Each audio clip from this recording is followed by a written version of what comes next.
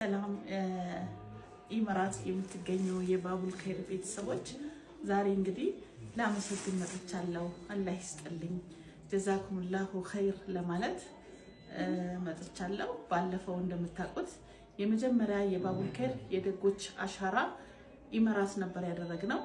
በዛ ሰዓት ላይ ሻርጃ ላይና አቡዳቢ ላይ ፕሮግራም አድርገን ነበር። እንግዲህ ላደረጋችሁልን አቀባበል አሁን ደግሞ ላስተባበራችሁልን በጣም እናመሰግናለን። በእኔና በባቡል ኸይር ቤተሰቦች ስም አላህ ይስጥልኝ ለማለት ነው የመጣሁት። አመሰግናለሁ።